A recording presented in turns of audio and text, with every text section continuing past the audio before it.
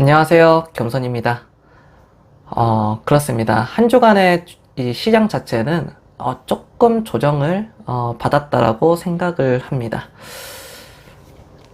저는 결론부터 말씀을 드리자면 앞으로의 주식시장은 저는 폭등할 수도 있다라고 생각을 해요.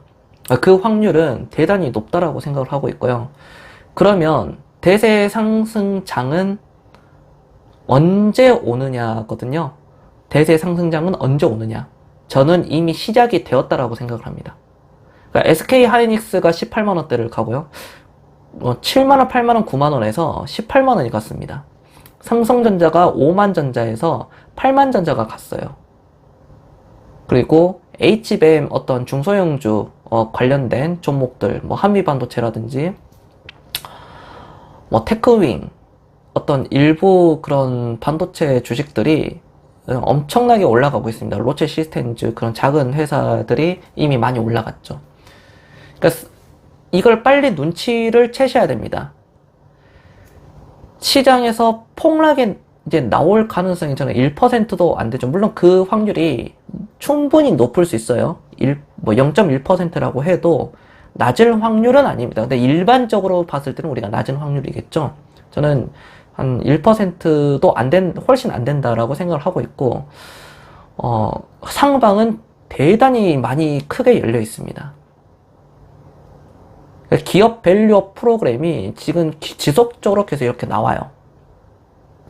정부에서 계속 나오고 있어요. 이번에도 나오고 1차 나왔죠. 1차는 좀 미비했어요. 많이 부족했습니다. 근데 2차는 조금 더 보완을 하죠. 올해 하반기에도 이제 계속 강화가 될 거예요. 이제 분리과세 지금 얘기 나오고 있잖아요. 배당 분리과세.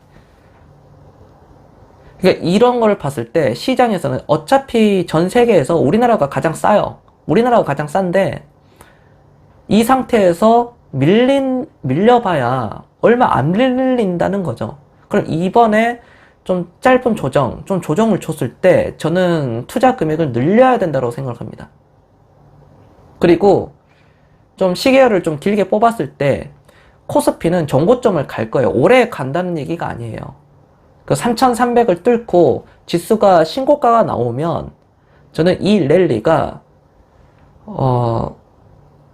신고가를 뚫고 난 뒤에 한 3년에서 5년 정도는 계속 이어진다고 생각을 합니다. 그래서 지금 주식을 보유하고 계신 분들은 파시면 안 돼요. 절대 팔면 안 됩니다. 물론 그 회사가 어떤 회사를 들고 있느냐에 따라서 이제 다르겠지만 어떤 잡주의 성격을 띠고 있는 그런 회사가 아니라면 지금 주식 보유입니다. 보유.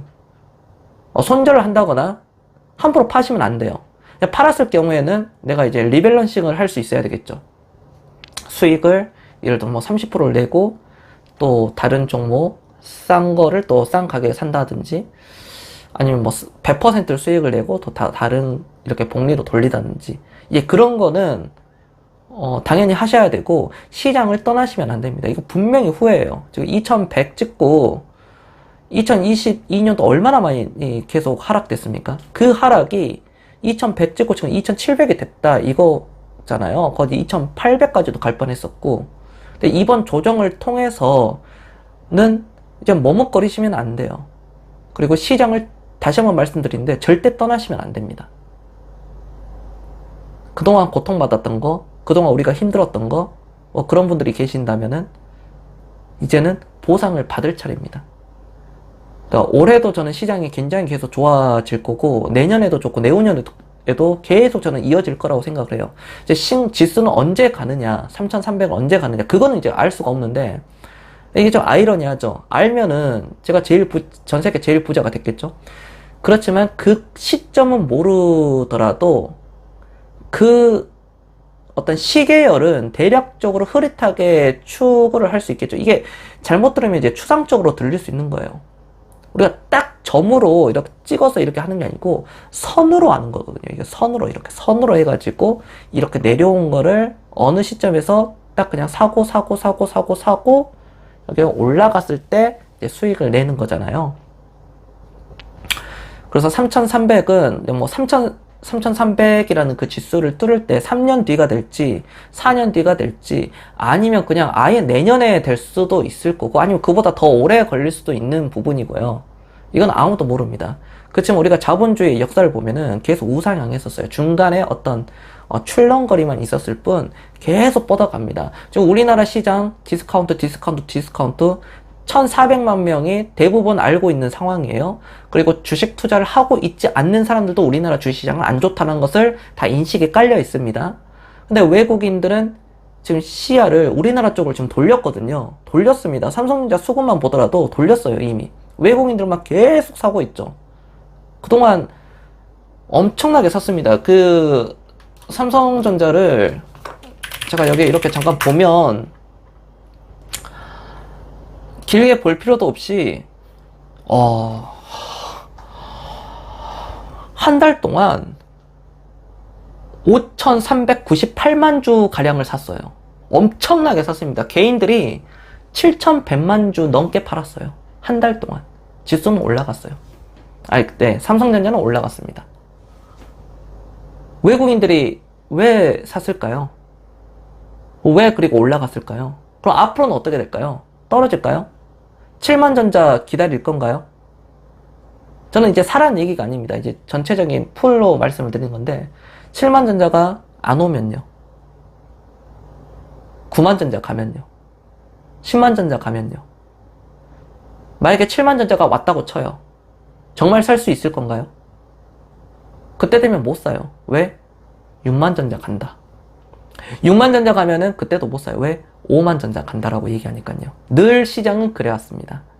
그게 인간 본성이에요. 인간 본성을 다층적 사고로 역행을 하게 된다면은 굉장한 큰 돈을 저는 벌 수가 있다. 사실 주식은 굉장히 어렵지만 그 어려운 것을 해내면은 그러니까 어떤 멘탈이 강하고 근성이 좋고 아주 극도의 인내심만 있다면 사실상 돈 벌기는 굉장히 쉬워진다 라고 말씀드리겠습니다. 네, 결론은 저는 상방은 크게 열렸다. 이미 대세 상승은 저는 시작이 되었다 라고 말씀드리면서 영상을 마무리하겠습니다.